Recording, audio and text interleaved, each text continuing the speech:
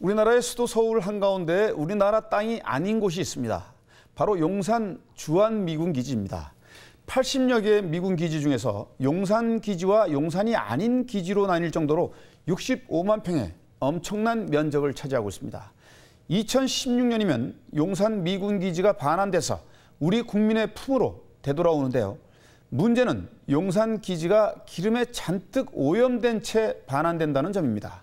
YTN 사이언스 신경림 기자와 함께 미군 기지 오염 실태와 복구 대책에 대해서 알아보겠습니다.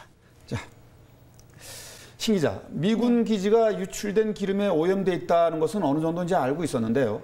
오래전부터 문제 제기도 있었죠. 실제 취재를 해보니까 오염이 이제 심각한 상황이었다고 하는데 어느 정도입니까? 네, 앞으로 LPP 협정에 따라 23개 미군 기지가 순차적으로 반환되는데요. 기지 내부 토양이 기지 외부보다 평균 3배 이상 오염도가 높은 것으로 조사됐습니다. 오염 유발 시설에 대해 제대로 된 점검이 이루어지지 않은 것이 원인으로 보이는데요.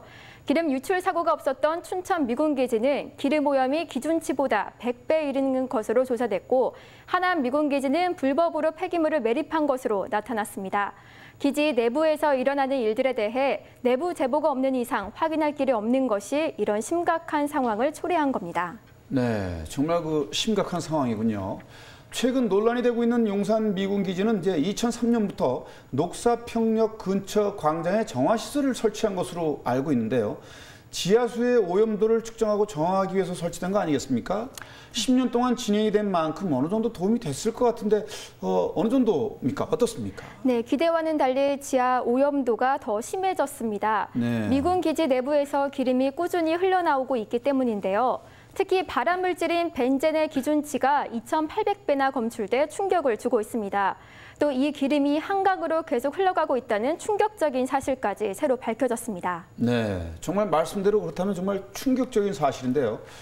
국민의 건강을 위협하는 위험한 상황이라고 느껴지는데요. 한편으로는 이제 미군 기지에서 기름이 유출됐다라는 증거가 있는지 묻고 싶습니다. 또 우리나라 전문가들이 미군 기지 안으로 이제 들어가서 직접 조사하지는 못하는 것으로 알고 있는데 이게 추정만 하는 겁니까? 어떻게 되는 겁니까? 네, 직접 조사하지는 못했지만 과학적인 증거는 충분합니다. 인근 지질학적 특성을 고려해 지하수 흐름을 분석하는데요.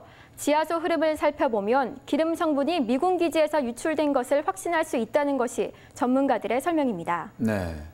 그렇다면 이제 미군 기지 내부에서 기름 유출이 되고 있다는 것은 의심할 여지는 별로 없어 보이는데요. 직접 현장을 취재를 했다고 하는데 상황의 심각성이 눈으로 확인할 수 있는 그 정도까지 되는 수준이던가요? 네, 그렇습니다. 정화 작업을 하고 있는 미군 기지와 정화 작업이 끝난 군산 미군 기지까지 두 곳의 현재 상태는 어떤지 직접 다녀왔습니다. 지난 2001년 3월 서울시 지하철 건설본부가 6호선 녹사평역 건설 도중 지하수에서 기름이 새어나오는 것을 발견합니다. 건설본부는 환경부에 이 상황을 보고했고 서울시와 환경부뿐 아니라 미군도 공동으로 조사에 착수합니다. 녹사평역 인근 미군 기지에서 기름이 새 나왔을 수도 있다는 의문이 제기됐기 때문입니다. 5개월여 뒤 미군은 기자회견을 열고 용산 8군 기지 내에서 여러 차례 기름 유출 사고가 있었다는 사실을 인정합니다. 그 후로 12년이 지난 올해 7월, 용산 녹사평역을 찾았습니다. 커다란 철제 구조물이 보입니다. 지하수 집수정입니다. 이곳에 지하수를 모으면 그 안에 포함된 기름이 물 위에 뜨게 되고 이 기름을 수거해 버리면서 지하수를 정화하는 것입니다. 이곳에서는 일주일에 2번씩 정화 작업이 이루어지고 있습니다. 내부를 한번 살펴보겠습니다. 뚜껑을 열자마자 매캐한 기름 냄새가 진동하고 이처럼 많은 기름이 묻어납니다.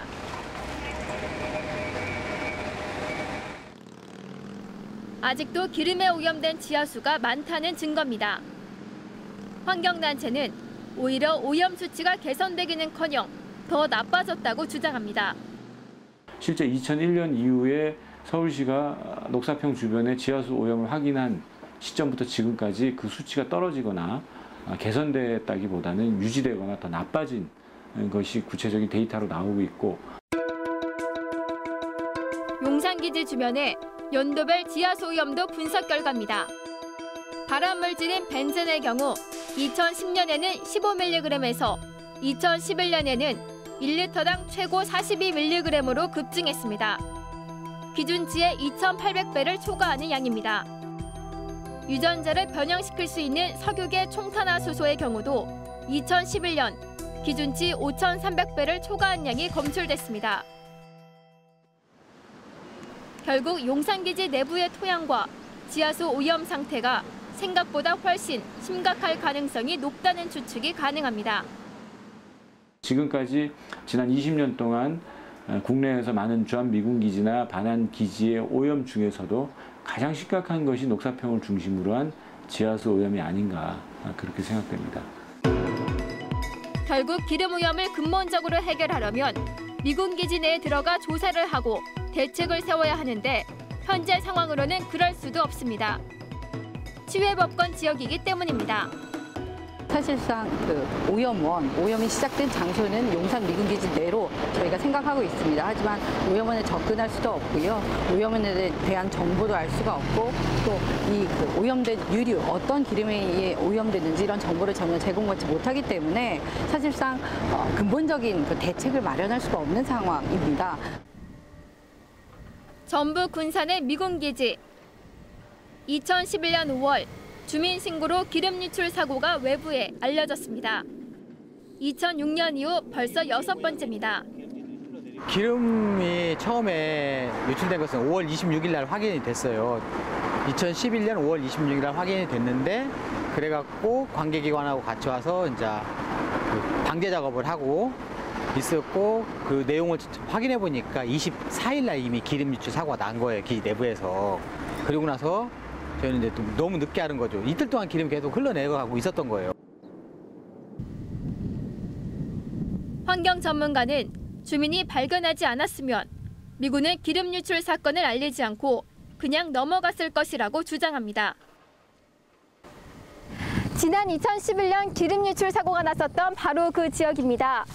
정화 작업을 거쳐 눈으로 보기에는 깨끗하지만 아직 안심할 수 없습니다. 미군기지 주변 마을을 둘러봤습니다. 풀이 무성하고 거미줄이 쳐져 있는 폐가. 4년 전에는 사람이 살았던 집입니다. 하지만 이 집을 포함해 3가구에서 암 환자가 발생했습니다. 주민들은 우물을 원인으로 지목했습니다. 집 뒤편에 있는 우물이 미군기지 내부에서 유출된 기름으로 오염됐다는 겁니다. 역학조사 결과 우물과 암 발생은 상관관계가 없는 것으로 나왔지만 전문가들조차 의문을 제기합니다. 피해 당사자들의 의견이 가장 중요하거든요. 어디에 무슨 문제가 있고 어디에 무슨 문제가 있고 제일 잘 아는 사람이 피해자들이거든요. 그런데 그 지역의 사정들을 전혀 모르고 그런 사람들이 와서 그냥 조사하는 거죠. 그래서 역학조사에서 결과가 문제가 없다 그러면 문제가 없는 것이죠. 그렇지만 조사 과정이 지역 주민의 의견들이 정확하게 반영되고 그랬는지가 또 하나 봐야 될 부분일 것 같아요. 마을 곳곳에는 아직도 기름띠가 보일 정도로 기름 유출의 흔적이 남아 있습니다. 지하에서 흘러내려서 기름이 나오는 경우가 있었고 그 다음에 또 하나는 유수 분리기, 물하고 기름을 분리한 장치가 있는데 그것이 오작동해서 기름을 밖으로 내보내서 이제 농지로 흘러 들어가는 경우가 있었고 그다음에 동파돼서 겨울에 동파가 되어서 기름이 흘러내리는 그런 경우가 있었어요. 이 같은 기름 오염은 용산과 군산만의 일이 아닙니다. 2007년까지 반환된 23개 미군기지를 조사한 결과 크고 작은 토양 오염이 발생한 것으로 밝혀졌습니다. 특히 동두천, 파주, 의정부, 하남, 서울, 화성에서는 국내 기준치 100배 가까운 오염 농도를 기록했습니다. 미군기지 토양 오염 면적은 65만 제곱미터, 축구장 91개 크기에 달합니다.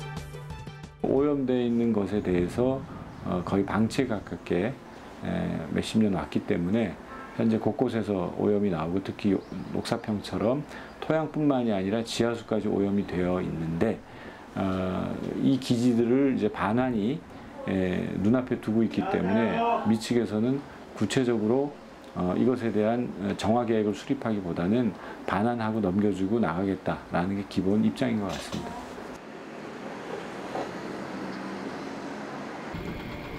국내 반환 대상 주한미군 기지는 모두 80개소. 2011년까지 48개소가 반환됐으며 앞으로 32개소가 반환 예정입니다. 잠시 빌려줬을 뿐인데 오염되고 병들어버린 우리 땅. 미군이 떠나기 전 정확한 오염 실태 조사와 원인 규명이 시급합니다.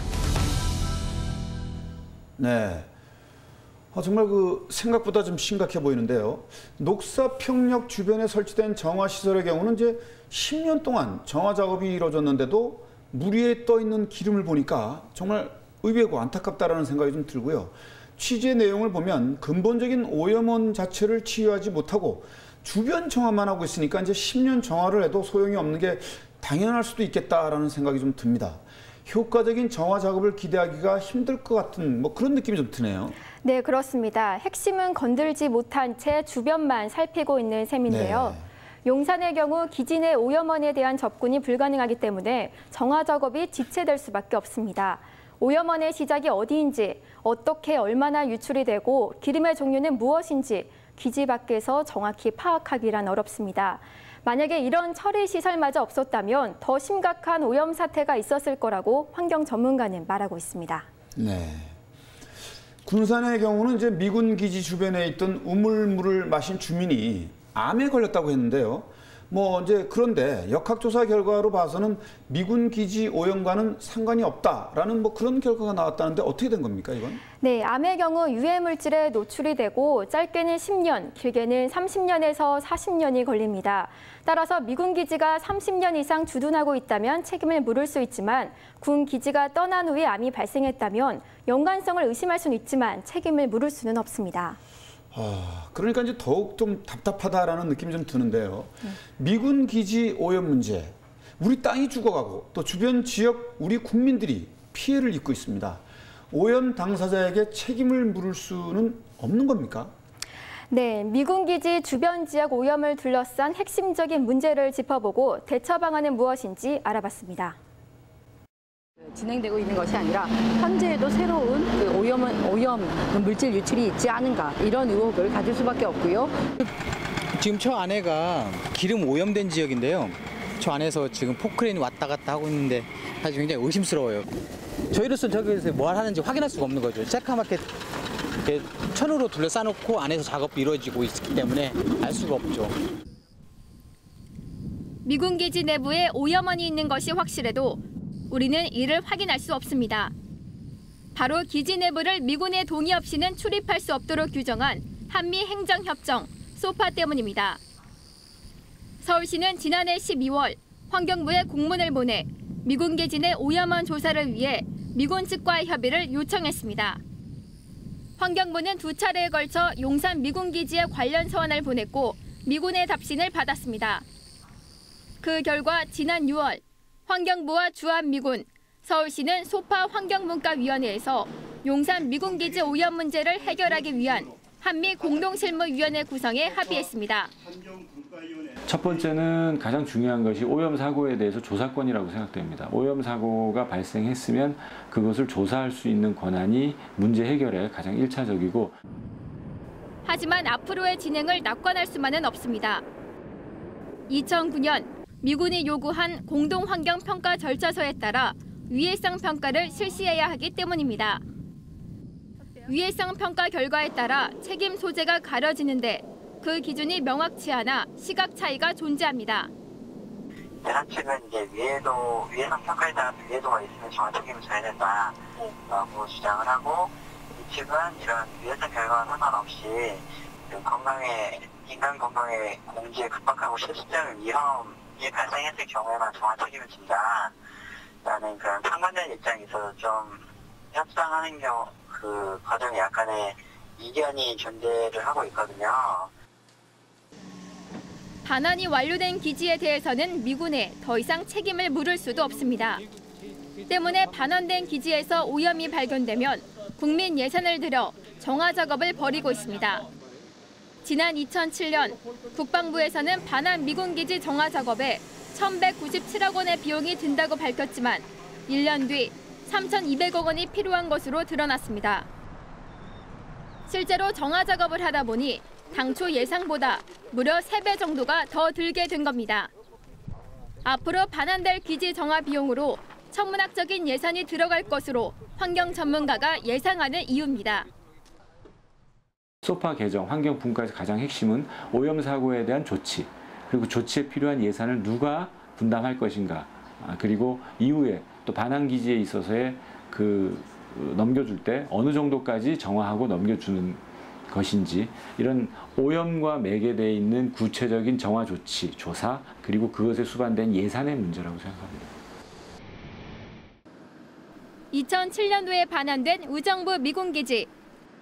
이후 토양 오염이 발견돼 2009년부터 2012년까지 정화 작업을 했습니다. 그런데 정화 작업 뒤에도 부지 내의 오염치가 기준치 이상인 땅이 새로 발견됐습니다. 수질 같은 경우에 이렇게 정화를 한다고 하면 이게 전체가 균질하게 기준치 이내로 떨어지게 되잖아요. 근데 토양 정화 공법상 모든 오염된 해당 부지에 대해서 균질하게 오염을 제거할 수 있는 게 사실상은 불가능하거든요. 반환된 미군기지에는 사회 기반 시설이 세워질 예정이어서 보다 완벽한 정화 작업이 필요합니다. 정화 작업은 오염 정도에 따라 크게 3가지 공법이 적용됩니다. 우선 오염토를 굴착해 저농도, 고농도, 중금속 오염으로 오염 상태에 따라 토양을 분류합니다. 우선 저농도의 경우에는 토양 미생물을 이용해 오염물질을 자연스럽게 분해하는 토양 경작법이 사용됩니다. 고농도 오염은 고온의 열을 가해 토양에 묻은 오염물질을 분해하는 열분해 공법을 씁니다. 중금속 오염은 고온 고압의 세척액을 이용해 오염물질을 분리하고 제거하게 됩니다. 토양 오염보다 더 심각한 것이 바로 지하수 오염입니다. 오염이 더 이상 확산되지 않도록 방지하는 것이 가장 중요하기 때문에 먼저 차수벽을 설치해야 합니다. 이후 오염된 지하수를 끌어올려 정화 처리한 뒤 다시 넣어주고 공기와 산화제를 주입해 자연 정화 기간이 단축되도록 합니다. 작업이 끝난 뒤에는 지하수질을 장기적으로 검사하는 과정도 필요합니다. 결국 오염된 토양과 지하수를 원래대로 되돌리는 데는 천문학적인 비용과 시간이 필요합니다. 환경은 한번 훼손되면 다시 원상태로 가는 시간이 너무 오래 걸리기 때문에 그런 문제가 발생하지 않도록 하는 게 가장 좋겠고, 한국에서 있는 주한미군이 여러 가지 규정이나 규칙들을 가지고 있지만 그것을 제대로 활용하지 못하고 있고 지켜지지 않는다는 거. 미국은 자국 내 토양이나 지하수 오염에는 강력한 처벌과 원상복귀를 명하는 엄격한 잣대를 갖고 있습니다. 이 같은 기준을 주한미군도 스스로 지켜야 합니다. 이와 함께 우리 정부도 반환되는 미군 기지에 대한 철저한 조사를 통해 책임을 강력하게 물어야 합니다. 또 오염된 땅과 지하수를 원래대로 되돌릴 수 있는 과학적인 보건 기술 개발에도 힘을 쏟아야 할 것입니다. 네, 지난달 열린 환경부와 주한민군 간 환경 분과위원회 회의 의제로 기지 내부 조사권이 채택됐다고 하는데요. 그러니까 이제는 기지 내부로 들어가서 조사할 길이 열렸다는 겁니까? 네, 아직은 지켜봐야 합니다. 이제 의제로 채택됐을 뿐이지 어떤 결과가 나오는 것은 아니기 때문입니다. 하지만 미군 기지가 반환되기 전에 내부 환경 오염이 얼마나 심각한지 전반적인 실태 조사가 꼭 이루어져야 할 것으로 보입니다. 네, 기지 내부의 오염이 심각하다면 오염을 제거하는 데 이제 어려움이 크지 않겠습니까? 특히 토양 오염은 이제 시간과 비용이 엄청나다고 알고 있는데요. 이 비용 누가 내는 겁니까? 네, 그 부분이 가장 큰 문제입니다. 소파 협정서에는 미군 측이 정화와 정화 비용 문제를 부담하기로 되어 있습니다. 하지만 반환된 20여 곳의 미군 기지가 여전히 오염되어 있었고 우리 측에서 1,000억 원 이상의 비용을 들여 추가 정화 작업을 했습니다. 앞으로 남은 협정에서는 추가 비용까지 놓치지 않고 고려해야 할 필요가 있습니다. 미군에게 빌려준 우리 땅, 토양 오염이라는 심각한 문제를 아는 채 우리에게 되돌아옵니다. 한미 양국 관계가 국민적 정서를 고려한다면 여간 예민한 문제가 아닙니다. 오염 당사자의 책임 있는 태도를 기대해 보겠습니다. 신경민 기자 수고했습니다. 한 주간의 뉴스와 이슈가 있는 현장을 찾아가는 박상원의 YNHOW. 오늘 준비한 소식은 여기까지입니다. 감사합니다.